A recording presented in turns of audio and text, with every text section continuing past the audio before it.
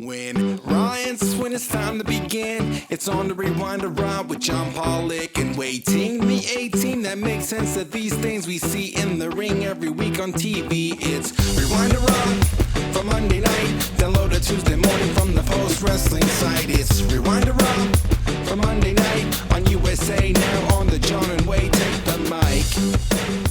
Hello, everybody. Welcome to Rewind to Raw. It's John Pollock here alongside Wai Ting. How are you tonight, Wai? I'm doing okay, John. I just want to bring this up because we're not going to. It would make sense just to do this right off the top. This is literally just coming out now from the NBC affiliate in the Bay Area. That I'm just going to read this right from the piece. San Jose police are investigating a shooting near Monterey Highway and Bailey Avenue. Sources with direct knowledge of the investigation confirmed for NBC Bay Area that the shooting reported Monday involves UFC and WWE star Cain Velasquez. People will only say one man has been taken to a hospital with non-life-threatening injuries and another man has been arrested. It is unclear how Velasquez is involved. The former heavyweight champion and wrestling star was born in Salinas and lives in the South Bay. So that is literally just coming out now, so we will obviously follow that.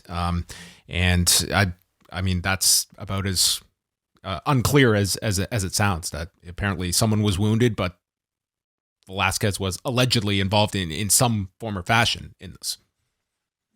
Wow. Anyway, we'll follow up on that more on Tuesday, but just want to get that out of the way because it's just coming out now. But other than that, how are you? I'm doing all right. Yeah, doing all right.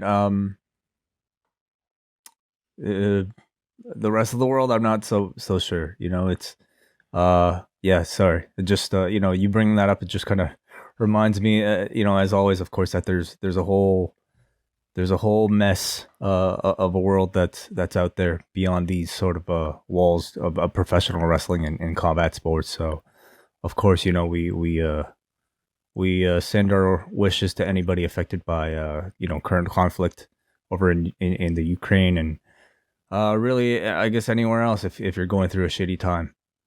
Yeah, I completely think the same. I think that has been weighing heavily on many people. But you know, just watching it from afar, it's horrifying. And I've kind of been following it very closely, and it's very hard just to follow it. I cannot even fathom being, you know, firsthand involved in what's going on over there.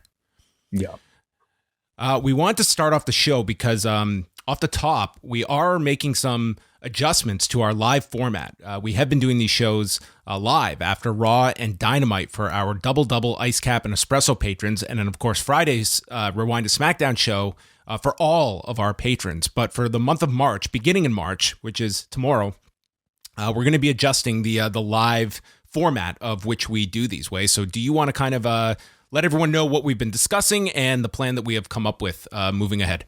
Yeah. So yeah, this is something that we've, you know, made a perk for our double plus members of the Patreon, of course, which is basically $12 and up. Our free our main tier is $6 and above, and that gets you access to all the shows, of course. But for people who choose to support us at that extra level, either at $12, $25, or $50 a month, we give them, among other things, you know, the access to Raw and Dynamite reviews right afterwards.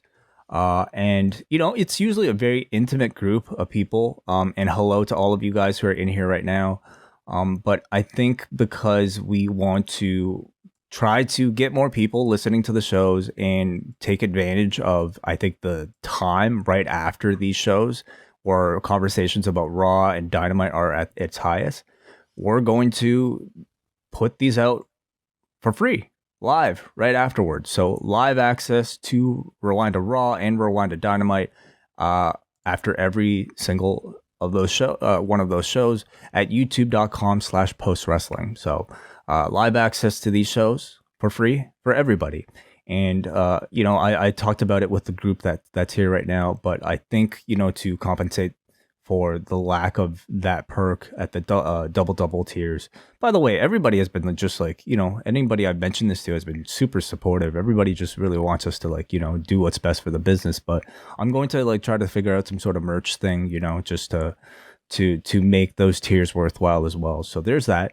But then, of course, Fridays continue to be a Patreon exclusive show, Rewind to SmackDown, where we review SmackDown and Rampage. However, we're just giving the store away, John. Like, we're just in, like, giving moods, aren't we? Because we're going to give the first half hour, about the first half hour of Rewind to SmackDown, also for free, live right after SmackDown and Rampage on Fridays. So usually it's about like 11 o'clock Eastern time. We'll go live at youtube.com/postwrestling and do the show for about half hour, and then, direct everybody over to Zoom if you want to continue listening to the rest of the shows. So typically that would probably be like a good portion of the SmackDown review. And then we'll probably do Rampage and phone calls and all that good stuff afterwards, exclusively for patrons. Yeah, so that's going into effect this week. So Wednesday we'll be live at youtube.com/postwrestling. We're making a big push for the YouTube channel, so please subscribe to the channel, and that is where we will be live every Monday and Wednesday night, and then you can catch the first half hour of SmackDown. And then when that half hour is up, you'll be saying, damn, I wish I could hear this whole show. And that's when me and Wai can say, we got him. Well, that's the hope anyway. We will see how that works out. It's also a brand new month, so we can let everybody know that March is going to be a very packed month on the site. For those that do want to join the Post Wrestling Cafe, we will be dropping I think this is our 4th or 5th volume of Talk.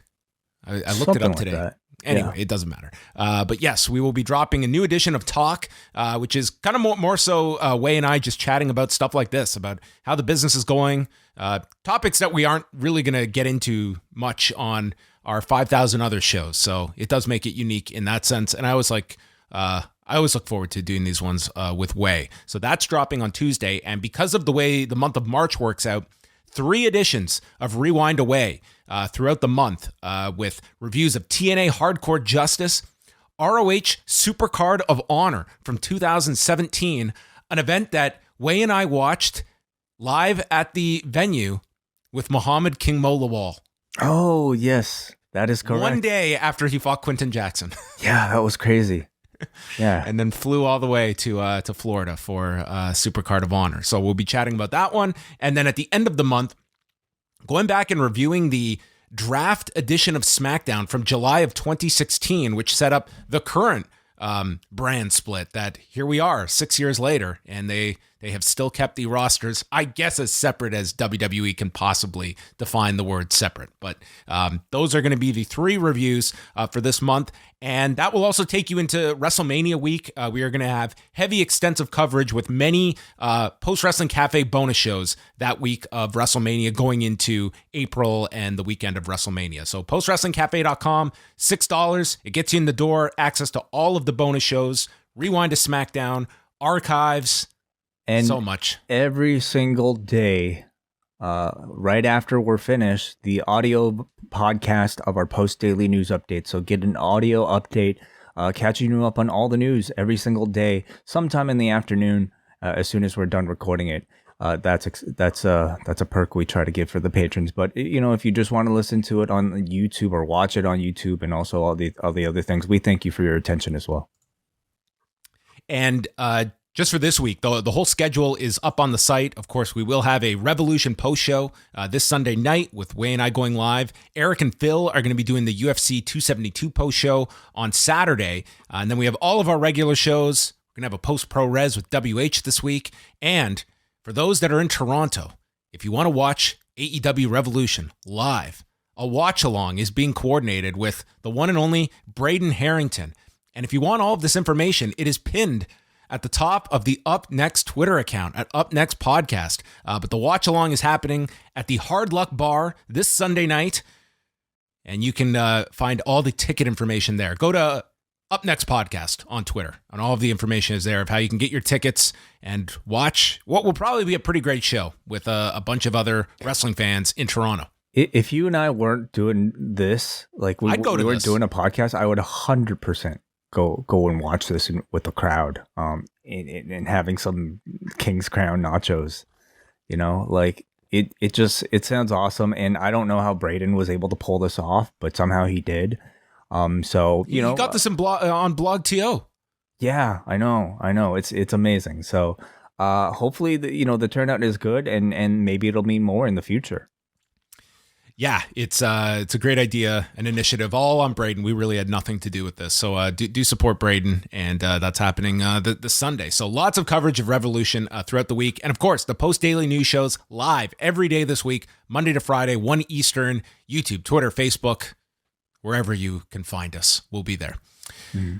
Are you ready to get into Raw? Big edition of the show, Way. A lot happened, yeah. Let's get into it. A lot did happen. And we have a new theme song for Raw.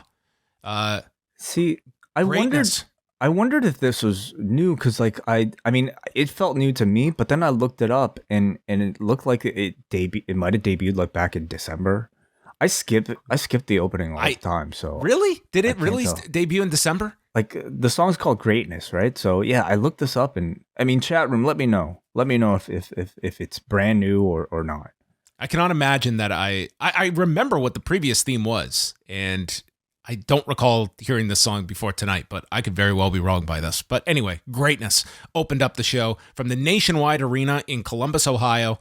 And starting the show was Kevin Owens in his ridiculous-looking cowboy hat and Seth Rollins for an edition of the KO show. Neither man has a spot yet at WrestleMania. You know what their biggest problem is? They have not issued a challenge yet. They need to take like Naomi's not booked at WrestleMania. She corrected that problem. She's got a match at WrestleMania. They've got to issue a challenge. I mean, does it depend on the division, though? You know, no one's challenged for the women's titles because I guess nobody really cares about them. But plenty of people want the tag team titles. Apparently, not too many people wanted to face Edge. Yeah. They had a week to wait, and he waited till the last minute. No one was running to that entrance to confront him until finally someone's like, okay, I'll do it. Yeah. By the way, Devin in the chat room says the theme song started in November of 22nd of the last year. So this Greatness song on Raw. That's I don't believe what it. Devin says. I do not believe that. Well, I mean, I looking this up on YouTube or at least on Google. I mean, it's been out there since December. So the song or it being on Raw? Like the song and people in the videos are titled Raw, whatever. I don't care. Okay. Sure. Brand new. It's brand new today. So they explain that neither has a spot at WrestleMania, but that's all going to change when they win these tag titles next week in the Triple Threat. Kevin Owens goes on about how JBL and Shawn Michaels, these Texas legends, are desperate for my attention. I can't stand Texas. And he stomps the hat. And Rollins reminds him, we're not in Texas tonight. We're in Columbus. And out comes Alpha Academy in their new shoosh shirts. Yes. Mm-hmm. They made fun of the way Gable says, thank you. Then they reminded them that they're the tag champions. And Owens says, that is until next Monday. Gable made fun of Ohio State University, calling it a community college. And Gable said that you two have had your chances to be at WrestleMania. I've never even been on the show. And Rollins suggests, well, we could win the belts from you and then face you at WrestleMania. They get into a shoosh battle that ends with Owens hitting his stunner onto Gable. Mm-hmm. Were you on the floor? Were you trying to recover from were your ribs just tearing apart from the laughter? I think they were expecting the crowd to just lose their minds at this interaction. I've been more of a defense. I've enjoyed Gable, frankly. I know you have not been as much into the Gable stuff. No. And I thought Gable and Owens, that seems like chemistry that would work really well. I found this to be pretty grating. I couldn't stand this, you know, and I guess, you know, this is always like maybe part of its like Raw's writing for certain characters like this. It's like either Riddle or Gable. They're supposed to be so annoying that you can't stand it. It was the type of like, I mean, I wanted to change the channel. Like, I don't find Chad Gable really funny at all. It's just not my type of humor. But a lot of people find Matt Riddle funny. So I don't doubt a lot of people might have enjoyed this. It's just like, to me, feels so like it's just so pre-written and I just don't think it's really for me. Well, it's an acquired taste, I guess. So. We go into an impromptu tag match that was just put together, And Jimmy Smith says it's a match with serious title implications. It's like, wait a minute. Next week, Alpha Academy are defending these titles. Owens and Rollins are guaranteed this title match next week with RK Bro. This has no implications on next week. None. Well, momentum, of course. Match is set. Maybe the odds change, you know? No, because unless one of them adds a new person, the odds cannot change by WWE's own definition of how odds work. Right, so you're right. They would have to like give birth to somebody and they'd be part of the match. Otis hit the Otis effect onto Kevin Owens, his spinning elbow. There was some timing issue here with the senton, so Owens just hit a second one. And pretty much Rollins and Owens worked this as the baby faces. Mm-hmm. Somebody has to be a baby face. I guess so, yeah. So it's the guy who hates Texas and Seth here that were the baby faces. And let me say, they are an awesome babyface tag team. Yeah. Rollins got the hot tag. The crowd's going wild. There's a chaos theory by Gable that stopped with an Owens super kick, Fisherman Buster over the knee, and then Otis goes for the Vader bomb, followed by Gable going for a moonsault, and then Rollins saves. There's a stunner that gets countered by Gable's German, and then he goes for another moonsault, lands on the feet, and this finishing sequence, okay? Try and follow this if you did not see it. Just close your eyes. Owens, with the pop-up, is caught by Rollins. Gable is driven across with a buckle bomb into a stunner and a stomp, and Rollins pins Gable. I thought this was a great match, and this ending sequence was like right out of a video game. I thought this was a really enjoyable match. This was the best match on the show for me. Totally agreed. Absolutely. I mean, you know, these two, I think they can work this sort of like PWG crazy video game like style really well. And for whatever reason, if they're up against a heel team, they let them do it. Before it was like doing stuff with the Bloodline where they were working as baby faces, and now I guess it's against the Alpha Academy. But I mean, their long-term plan still seems to be as heels. Of course, Owens with the Austin program coming up. So, make Austin the heel in Texas. Why not? Yeah, because it worked out so well last time. Yeah. So, you know, at some point I would really love to see these two, if they decide to stake them together as a fully fledged babyface team. I will say though, I mean, even though I enjoyed the match, the division just feels so unimportant. The belt seems so unimportant that it's hard not to feel like it's some sort of demotion for Rollins and Owens. But when it comes which is wild, because I cannot remember a time that we got so many tag team matches on this show. Like just the men's tag matches, we had 1, 2, 3 tag matches with 6 teams. Like you have 6 like teams that you can actually, that are not even makeshift teams, if you want to call Rollins and Owens a makeshift team, but they're kind of paired right now as an actual team. WrestleMania is sort of the time of year where all of a sudden people start actually caring about the tag team titles, because usually I suppose it means, you know, a spot on the show. But outside of this little period, I mean, nobody cares about, like, let Dolph Ziggler and Bobby Roode fight for that. But now it's a ticket to the show. We had a video on Omos, who is back, and Kevin Patrick says that his year in WWE has been nothing short of a rampage. He's dominated everyone, and tonight he faces the largest man he's ever faced in T-Bar, and I'm going to dominate him too. And they had the audacity to tease this match and then send you to a commercial break with the hopes of you coming back for Omos and T-Bar. Guarantee you Chris from LA was flipping over to see what was on any other channel but USA. No, the man did not have very nice words to say about Omos. On the Nubian Wrestling Advocates, which was a great episode this past week. So Omos and T-Bar is knocked off the apron and is like flatlining. That is how bad this shoulder block was. He's stumbling into the corner. The referee can't start the match until he's on his feet. The guy looks like he's about to pass out, but he's on his feet and therefore signals, I can fight. And Omos just lands a clothesline, tree slam, and Omos and T-Bar goes 41 seconds.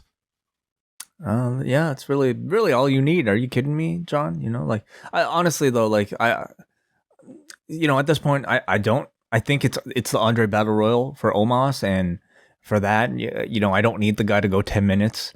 But then what? Like, he wins this Battle Royal.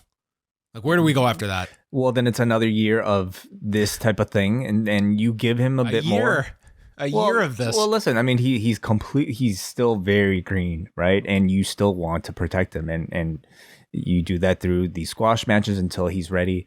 And I don't think he's ready, but I will say I think he's showing some good aggression and some good yelling, all the stuff they love about their giants. The wrestling is still incredibly basic. And I think at least a part of that is through their direction as well. They don't want their giants to do, crazy fancy moves. They get rid of the giants that do moonsaults and stuff like that. Yeah, that's Omos is handcuffed. They're not letting him do all his fancy moves that he learned in the PC. We don't know. He could be pulling 450s out. Where's my standing 450? But listen, like you got guys like Dijak who are legitimately that tall and who can do crazy things, and they don't want any of it. So. He's a Vince McMahon monster that they love to push. Nikki Ash and Doudrop are in the back. Nikki's the only real superhero this show needs. Doudrop says, "I'm fine being a villain." And Becky walks in and says, "All that matters tonight is winning." And I don't even mind the past issues with Doudrop. So I was like, oh yeah, these two were at each other's throats a month ago. And says, "We're going to win, just like I did at SummerSlam." And Nikki puts out her hand and she's left hanging. Mm-hmm. What a team. Yeah, you have a fight and you tend to get over whatever issues. What was her issue with Becky? Doudrop, she just beat her up. Remember when she was she became the number one contender and then she attacked Becky. I mean, it could have been worse. It didn't get too personal. Yeah, I struggled to think about what the issue was. Ripley and Liv Morgan are having the most natural pre-match conversation. Liv says, "It won't be easy tonight. What is your strategy?" Now, mind you, they're in the go position, okay? They're about to walk out, and they're deciding, let's go over strategy in our seconds before our music plays. Rhea's strategy, brutality. Liv says, "I like the way you think, Rhea." And then Belair walks in and says, "Whatever happens, just let me get Becky." And then they fist bump, and Rhea reluctantly takes part in this show of camaraderie. I think backstage skits like this really expose how little the writing staff knows about these characters, because they have to come up with a line for Rhea Ripley, and the best that they could come up with is the word that's displayed on her Titantron. As the what is the character trait? Well, I mean, I don't know. Check out the video, brutality. Oh, here comes Bianca, the EST. It's exactly that.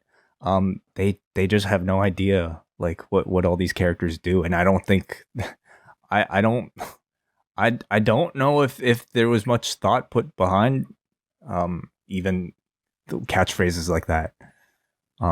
It just sounds kind of cool, I guess. So the 6-woman tag, Becky avoided Belair at the beginning, just tagged out to Nikki.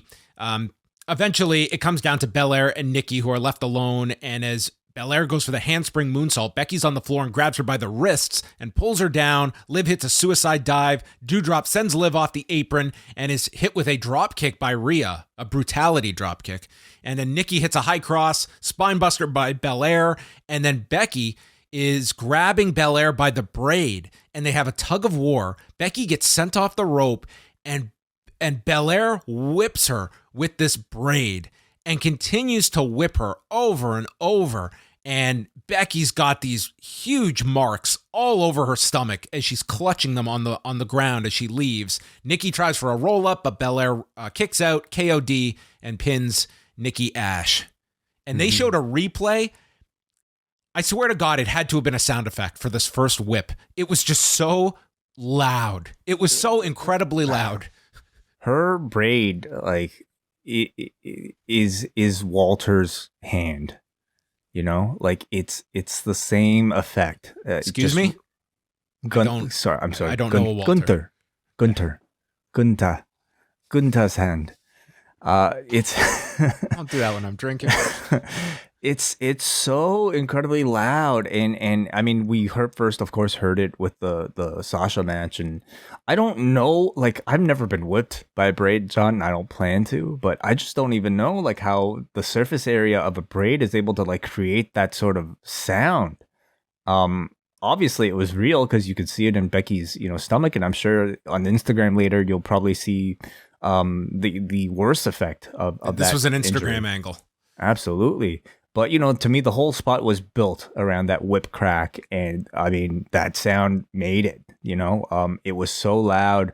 Becky immediately left the ring, clutching her waist, and gave, KOD for the win. And to me, it was a very successful match, really just kind of heating up the program simply based off of that one spot.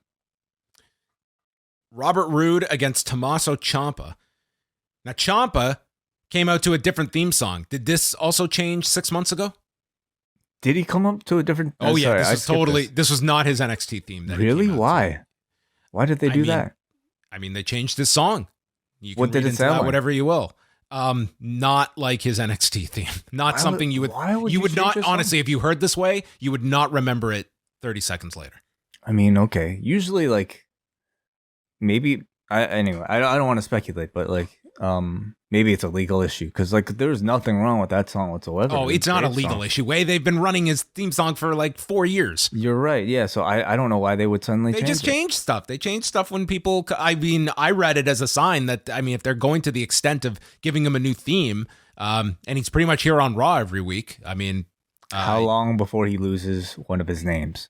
And which one will it be? Yeah. Could be. See, Ciampa feels almost too exotic for WWE main roster. What, Tommaso doesn't? Maybe be Thomas. Tommy. Thomas. Thomas the Champ. Thomas the Champ. Thomas the Champ. Thomas engine. the Tank. Oh, goodness. He's cut a promo. He's going to teach Roode a grown-up lesson. And that lesson was avoid the fairy tale ending. And then Ciampa knees Ziggler off the apron. Glorious DDT is countered. Roll up, and Ciampa catches him in 243, but then got the piss kicked out of him. And Ziggler says he got lucky. Tomorrow night, you're going to see why we're the dirtiest dogs in the game. Dog. Mm-hmm. Mm-hmm. Not a bulldogs, though, but just regular dogs. Regular dogs. Dirty dogs. Yeah. This continues the NXT integration on this show, and honestly, it's surprising me more every single week because this week we actually saw footage from NXT on this show, so it's actually more relevant now than ever. NXT is on the main roster, and it's consecutive appearances for Tommaso Ciampa here, and it almost feels like a call up. I mean, if he wasn't identified as an NXT performer, like you could have sworn, okay, this is the new Raw guy that they're pushing. They're giving him wins. With the music and stuff, I think you have to believe that he's here every week. Even the weeks that he hasn't been on Raw, he's been doing like main event or he's been there. And he's kind of like run the gamut on NXT. Mm-hmm. Totally. Yeah. So hopefully him being on Raw so often means that Vince has taken a liking to him. And you know what? Again, I think we were all really concerned about the size thing. I don't think it's been an issue at all. I mean, it of course helps that he's been paired with people who are similarly sized, like a Bobby Roode and a Dolph Ziggler. But yeah, in the mix with the guys like this and Balor, like he feels like he belongs here as much as a Bobby Roode does. Dana Brooke and Reggie versus Akira Tozawa and Tamina. There was some cool stuff here with Reggie and Tozawa for the 30 seconds that they had to interact. And then Dana barely drop kicked Tamina to send her out, still called a beautiful drop kick. And then a running somersault splash by Reggie pins Tozawa in 1:42. And to celebrate the victory, Dana makes out with Reggie. And they're a couple now. So then Tamina is do couples kiss like this? Like, this was the most awkward, like, sort of forced makeout session that I've ever seen. Corey Graves said, get Carmella out so we can show them how it's done. So maybe they'll top them. And then Tamina started making out with Tozawa, and then he was about to faint. So Akira Tozawa is presented here as though he's like 14 years old and has just had his first kiss. I thought his acting was pretty funny. You didn't, no. It's Tozawa. It's The whole division is just, a cast of like Looney Tunes characters that they're having portray, I guess in real life, and I'll say it's a different direction than simply people chasing R-Truth around or Reggie around. They're keeping up with this love story, not just between one couple but two couples now. So there's a bit of freshness to it that makes it a bit more tolerable than maybe we could get all these couples and put them into a reality setting. Reality shows for everybody? Is that what you want? One big reality show with all of the couples. Okay, well, yeah, we could. They should really just like fold in Total Divas into the 24/7 division, and Total 24/7. Yeah, absolutely. Okay. The Street Profits cut a promo. They're facing RK Bro tonight. The Mysterios come out to respond to The Miz and Logan Paul. Ray says, "You dropped us and you humiliated us. Well, at WrestleMania, you're done with all your BS, Miz. Take it away, son. But tonight, we're not focused on some Hollywood mega dumbass and his fanboy. We're focused on our match with the Hurt Business. Fuckers."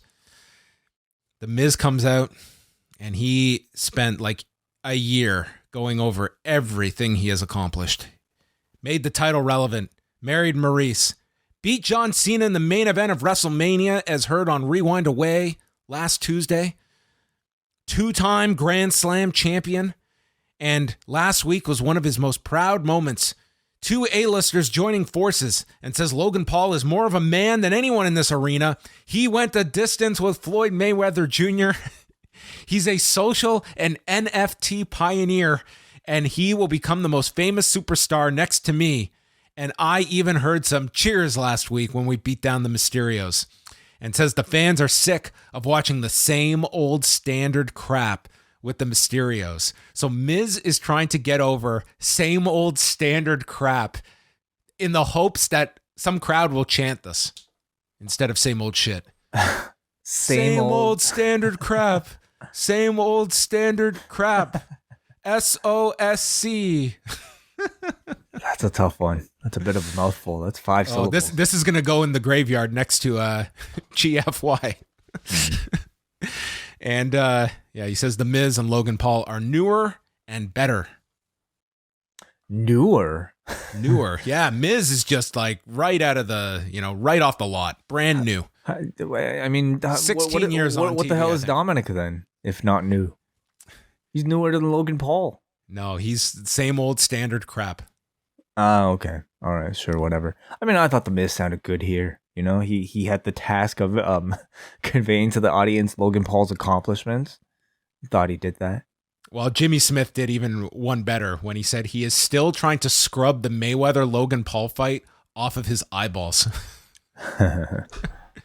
So it's Ray and Dominic against the this week. The Hurt Business is reformed with Shelton Benjamin and Cedric Alexander. I think they must have just taken the Hurt Business with them. Because they got custody. Yeah, they must have kept the branding somehow. They kicked Bobby Lashley out, is what they did. Yeah, we had nothing involving Bobby Lashley tonight. Like no update, nothing about Madison Square Garden. They promoted MSG, but there was nothing about like Lesnar's title defense or who he's going to be facing, or even like how Lashley's shoulder is, or I guess concussion. Yeah, I mean, I suppose at this point it's like, okay, like if we don't say anything, it probably means you don't have to worry about it. It's just so odd that they shot that angle last week, like hinting at this match that you knew like 95% is not happening.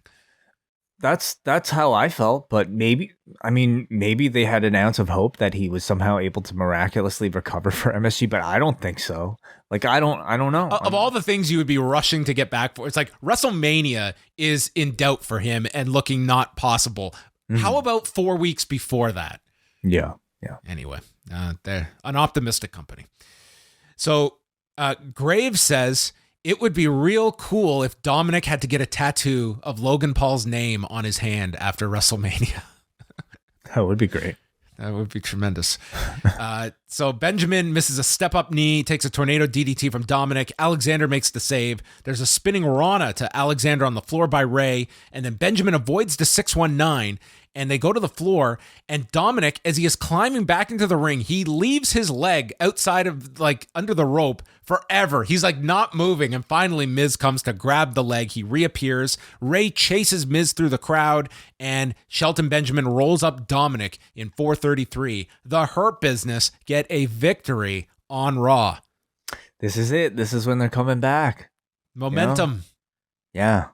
Shouldn't they get this match at WrestleMania instead of the Mysterios? The Mysterios getting beat up. Now they lose. Well, it depends if they answer an open challenge. That's all you need. See, they need to have like someone get in and interview the winners, like Joe Rogan does, and then you call out your opponent. You use your mic time. Yeah. They should think about that. These guys are going to end up off WrestleMania at this rate. This win will mean nothing. I don't think this win's going to mean anything. I'm worried. Dom is like starting to incorporate even more of Eddie Guerrero's moveset. He did like the slingshot somersault senton today, and I even think he's starting to grow a mullet. You noticing that? No, I didn't. It would be the greatest thing if he just suddenly started to slowly transform into like Eddie Guerrero like 1996. I look forward to it. I would a have little to mustache. I'd have to do some lessons during the week. I'd have to practice ahead of time if he starts doing Eddie promos. Oh, yeah, that'd be great. Dami. Riddle is backstage with Randy Orton. He is he's coloring in his coloring book to stay inside the lines so he stays focused. Orton is asked how he's doing, and Orton says to Riddle, "You're doing fine." Riddle asks for some life advice, and he doesn't have any. But they're going to kick some ass, and they're going to win back the tag titles next week if it's the last thing we do. I thought that was a very telling line. Interesting. Where do you think this is? I mean, obviously it's Mania season. I think Riddle and Orton is going. I think now is the time they do this. Riddle takes the pin next week. Orton, I don't know if they can do a punt angle, but yeah, I think like this is the time you do it. And like I think it's kind of it's run its course. They've gotten a ton of mileage out of this, way beyond I think what they could have anticipated. Yeah. And I think this is probably the match. I took that line to be certainly very telling. Yeah, very interesting. And then I can't really think of any other programs for RK Bro heading into WrestleMania, so it would make a lot of sense that we get that. So let's say next week would be the turn. Yeah, I think you have Riddle take the fall, and then Orton attacks him to end the show. And I mean that's 2 weeks out for Mania, so really one more edition of Raw to really get your promo in and get to the match. Like it to me at this point feels almost like a little bit rushed, and that's funny to say. They got more time than that. I mean, next week is the 7th. Yeah, and then they got one more show, and then it's WrestleMania. Or sorry, I'm looking at two more shows. They got 3. Oh, 3 more shows. Week. You're right. They got 4. 1, 2, 3. Okay, never mind. So yeah, plenty of time, I suppose, to tell that story. Okay, yeah, well, it makes sense. Do you think if they do the turn and Riddle is your babyface, do you think that they could make a more serious version of Riddle? Can they get away from this prototype that they obviously really like this version of Riddle? Could you make him into more of a serious babyface, or do you think this is going to be the Riddle, like your Spicoli character? I think they can try, but the thing is, like, what he has going for him is that at least in ring, he's presented as somebody who is pretty competent. Like he doesn't always win, of course, but I mean his offense looks great, so I think people will always buy him as a threat. Because if he gets like punted or something, or just some attack angle from Orton, he's got to come back with a serious promo.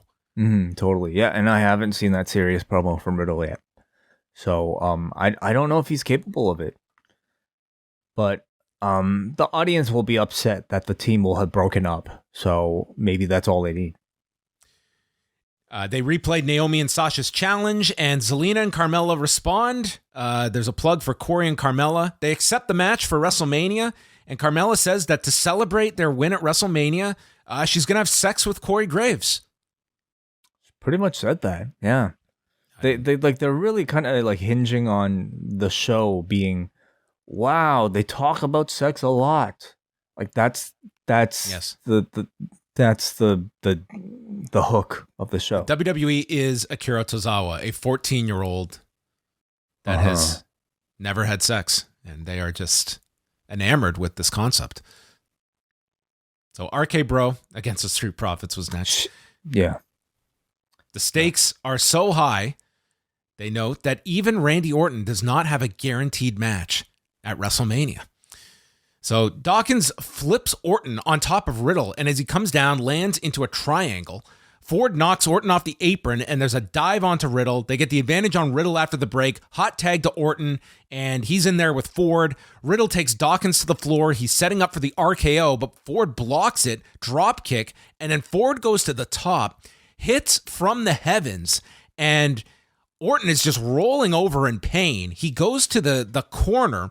Ford goes to pin him, and Orton is reaching to put his foot on the rope, and Dawkins is there to prevent it from going on the rope. So they count 3.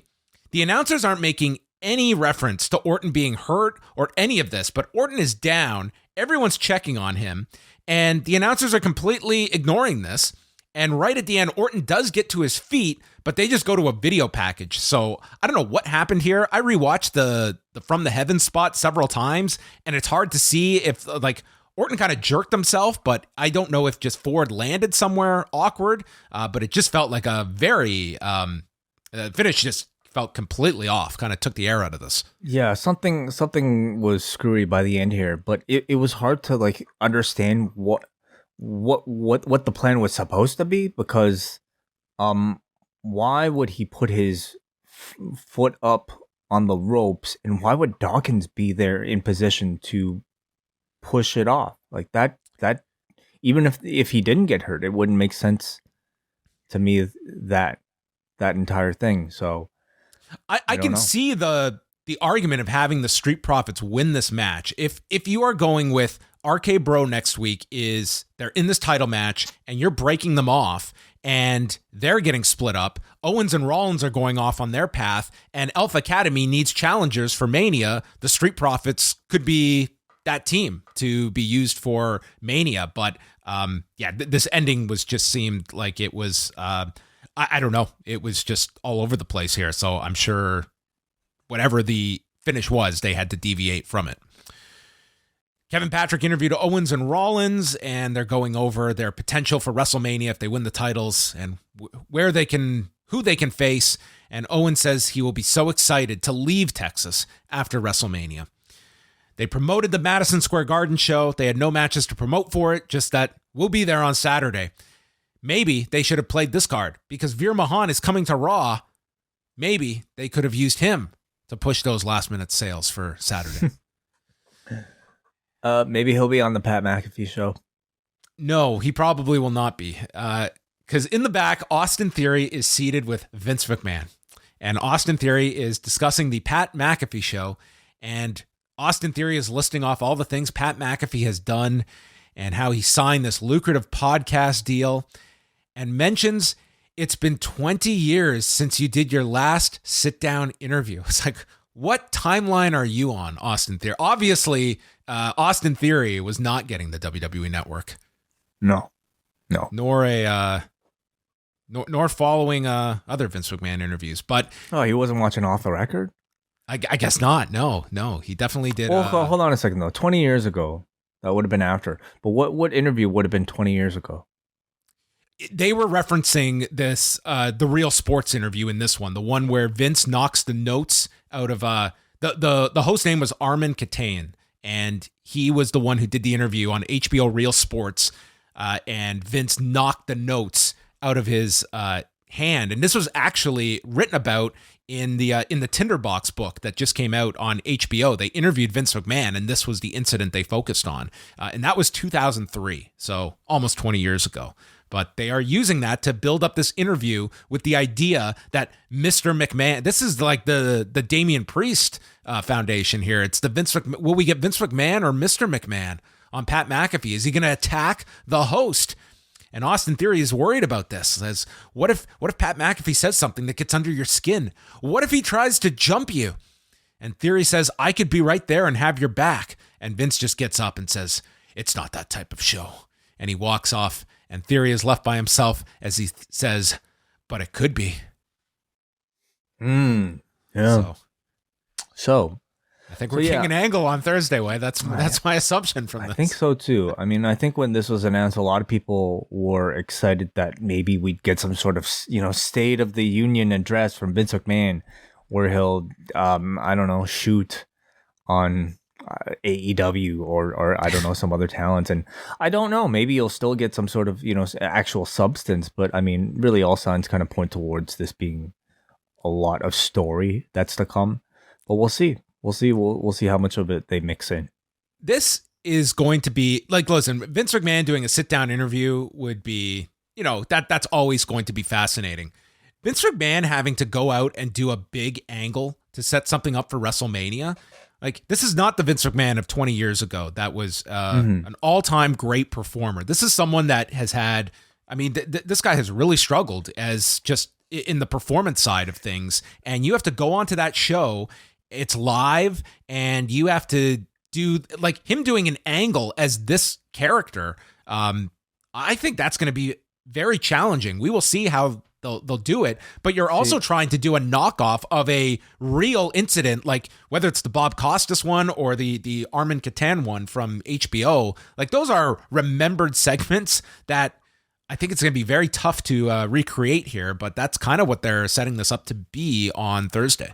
I'm curious to see Vince, though, perform outside of the constraints of his own environment that he's crafted for his talents. I feel like the system that they've created for these backstage skits is so constrained that even Vince can't necessarily escape it. So I have a feeling that in the more kind of organic environment, like a podcast on a Pat McAfee show, I'm optimistic that he might come across better than he does in these. Yeah, so that's Thursday at noon. They knew it would be best not to go head to head with you and I for the news show. So we will come on right after that and react. Damian Priest and Finn Balor for the United States Championship. Balor hit a Tope con Hero, setting up the break, and then misses the coup de grace. Priest responds with a clothesline, spinning roundhouse kick, and the South of Heaven chokeslam for the 2 count. The Reckoning gets countered, shotgun drop kick. Balor climbs up, hits the coup de grace. 1, 2, 3. Finn Balor pins Damian Priest. And nice match that they had. It was kind of, they had the commercial break in the middle, but I would say a semi-surprising outcome. A definite surprising outcome. I mean, Balor is not somebody who wins a whole lot lately. And, I certainly didn't pick him as somebody with a title coming out of or heading into WrestleMania season. And certainly not somebody that I would have pegged to beat Damian Priest, somebody who they protected quite a bit. So, I would assume this, obviously this is setting up some sort of rematch, but where that rematch takes place remains to be seen. Maybe Balor's actually going to get a spot at WrestleMania. Priest gets on the microphone and says that the people carried Balor to win this title. They never gave me the motivation or respect during my entire title reign, and I was successful in spite of the fans. I'm going to win that belt back, and the motivation won't mean a damn thing. And then he nails Balor with a clothesline, throws him to the floor, and then border tosses him through the announcer's desk. So Damien has taken over Priest. Is that really what's happened here? Yes, Priest is gone. Oh, no. Okay. Yeah, Damian Priest, I think, has been relatively... he really, I think, had his peak with the Bad Bunny stuff about a year ago. And ever since then, it's sort of been dwindling. And I think any babyface who has to kind of act the way that they expect their baby faces to act reading the lines that they that they write for their baby faces, it is impossible to get over. So we'll see if he does any better. Let's just have a whole company of heels, because this company, God knows, we have way too many baby faces in this company. Well, the thing is, usually it's like, okay, at least like when they're making them heels, there's no demand to actually get cheered, and it's a lot. I mean, they come across at least a bit more authentic when they're trying to, get people to dislike them. So then eventually the crowd, if they're lucky, will start cheering for the heels, and they'll turn them babyface again. Yeah, so the man snapped for good. Final segment sees Edge come out, and he's been waiting for someone to step up, and he asks anyone to come out. No one. What has happened to this place? And then AJ Styles' music plays, and out comes AJ. He accepts the match for WrestleMania, and both have wanted this match for a long time. Edge says, I don't want the AJ that fell into a mimosa. I don't want that version. I want the Bulldog, not the guy who was playing tag team bitch with Omos all year. And you hear AJ, is that what you think of me? And Edge puts out his hand, and then he nails AJ. And the crowd, the announcers say, this is Edge in full WrestleMania mode. And AJ fights back, sets up for the phenomenal forearm, but Edge ducks, and he kicks AJ right in the balls. And then he drops these forearms on AJ. These had to have been some lethal forearms, and the low blow of all low blows, because AJ was like unconscious on the ring for a long time as Edge was battling his inner demon. It was pretty much like doing Damian Priest here. This was we had two turns in succession here. Two back-to-back turns. Yeah, we had back-to-back turns, and Edge going to his dark place. And he's looking reluctant as he goes to leave, and then goes over to the timekeeper's area and grabs the two chairs. AJ's still down face first in the ring, and Edge is having this inner battle, whether he should do it. He goes to stop. He's torn, but then he finally takes the chair, nails him with the concerto, and then hits a second one. And Jimmy Smith says the words that were going through everyone's mind. WrestleMania did not bring out the best in Edge. It brought out the worst. Inexcusable. Yes. And then his hair started getting really poofy. Yes. I don't know if it's the humidity wherever they were, or just the heel heat making the hair do that. But it looked really cool. He looked almost like a crazy Doc Brown type of look. I like this. Evil Doc Brown is Edge. I like this a lot. It's an interesting direction. I didn't really think of them. I thought it might be one of those double babyface type of matches, but Edge has been back for quite a while now, 2 years, and it's about time we get to see him flex his heel muscles. And against AJ Styles, who, man, we haven't seen as a babyface for really all that long, nor developed as much of a babyface since he turned after Omos. It's going to be refreshing. You better like AJ, because honestly, is AJ the biggest babyface on Raw now? Dude, right. There's no babyfaces on this show. Okay, yeah, let's go back here. Let's think about who. I mean, we're not counting Rey RK Mysterio, Bro. AJ Styles. I mean, RK Riddle. Okay. Who else are Rollins and Owens certainly aren't. No. Even though in that match they were. Who else on the show? We're talking about the men. Of the men. Yeah, you've got Bianca Belair on. Belair's a big baby face. Who else we got here? Tommaso Ciampa? Is he a big baby face? Reggie? Reggie. The Street Profits? The biggest baby faces? Yeah, you're right. It's a pretty Edge and Damian Priest. Those are they were notable baby faces. But there we go. That was the setup for WrestleMania. So Edge and AJ. You like the pairing for WrestleMania? I mean, as a match itself, yes, awesome. I mean, it has a chance to steal the show. Again, storytelling, to see Edge play more of a heel, I think is refreshing, and it's the big stage. So I'm not like looking at it like it's a main event type of thing, but I think as a solid, I hope they get like 15. I think it could be really good. Why did he get so upset? Edge? Yeah. That's a great question. Yeah. He'll explain next. I think he will have a very good, like Edge is one I imagine will be one that is not just going to have some giant logic hole, but yeah. In other situations, I would question it, but not with Edge, where I'm sure he's very hands on with his program. But it's like the guy was begging for someone to challenge him, and he did, and he got very mad. Well, I mean, like the announcer said, it's like okay, the WrestleMania fever. It's made him crazy. He's been around the block a few times. He's done this show a few times. Says he, why didn't he get this mad when he faced Alberto Del Rio? Well, he lost last year. Okay, maybe that's why. And he's like, oh, I was too nice. Yeah. Okay, that's fine. All right. Well, there you go. That was Raw. New match. I guess 2 new matches for Mania because we got the women's tag title match confirmed on the show as well. A lot of tag matches on this show. Not like I mentioned, like the 3 men's ones, but you also had the 24/7 crew having their tag match. You had a 6-woman tag on this. A lot of multi-person matches on this show.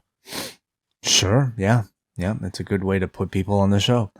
So what do we got here? What's the update? Zelina and Carmella versus Sasha Banks and Naomi. That's official or at least for one of the nights. Ray and Dominic versus Miz and Logan Paul has been announced for night 1. And that's it so far. Okay. Do you look at this as any kind of indication, if you were to guess about Cody Rhodes, that first of all, do you see a scenario for Cody Rhodes for WrestleMania this year? If let's just say, okay, he's coming in and we got to fit him onto WrestleMania. Like Edge is off the board, which I thought would be like a really good introduction, but if that's off the table, what would your options be if you were given that? Well, I mean, there's still a wide number of people. We've yet to see whether or not Rollins and Owens will actually go ahead and capture the tag titles or be involved as a tag team heading into WrestleMania. So Rollins, I think, is an option. Hanzi is suggesting Hanzi would not be a great. Hanzi versus Cody versus Drew is what Hanzi is suggesting. But I mean, what do you do with Happy Corbin? You can't have a WrestleMania without Happy Corbin. So. No. I don't see that happening. It seems like Randy, you would tie up with Riddle, but you do have that history with Cody and Randy. And let's hope Randy's okay after whatever. Rollins is as good a choice as anyone because he is one that you don't see have anything, and unless they do continue with this tag team with Owens and Rollins, and they're involved in Owens is involved in multiple things. Yeah, I think it'll be telling, in the weeks to come how much they exactly view Cody as a draw. Because I think if they care so much to put Vince McMahon on the show, to dig deep and try to get Stone Cold back on the show to try to spur, increase ticket sales, I think Cody is a great hand that you can play. But if they choose not to for whatever reason, it might tell you a bit about maybe how they see him. Nonetheless, I think he'll have some involvement. I think he'll either appear at the show or like maybe they consider it a day after WrestleMania type of appearance. Yeah, I'd want to strike while it's hot. I wouldn't want to wait for another month before I use him. If he's free and ready to go now, I think you want to have him on that show and then positioned heavily coming out of WrestleMania. But anyway. So that's going to wrap up the show. We are going to be back on Tuesday with both the post-daily news update live at 1 Eastern time and then talk on Tuesday night for all members of the Post Wrestling Cafe. We've got Rewind at Dynamite on Wednesday, Post Pro Res on Thursday night with myself and WH. WH has a lot to get off his chest. Oh, I'll bet. Yeah, I'll bet he does. It's all just percolating. Fujita, New Japan Cup, everything. I'm sure he'll get some thoughts in his monthly comparison of Nosawa Rongai and Tajiri. I can't wait. I kind of just sit back. I just let him go. We love the man and his optimism. Yeah. And again, everybody, starting on Wednesday, right at 10:15 p.m. We're going to be going live for everybody with Rewind to Dynamite. That will be a constant for every single one of these shows, Monday, Wednesdays, and Fridays after the respective wrestling shows have ended. So join us at youtube.com/postwrestling. Yes, subscribe to the channel. You'll get an alert when we go live. You'll never miss a show, never miss a word out of our mouth. So that's it for us. Thanks to everybody for joining us, and we will speak with you on Tuesday.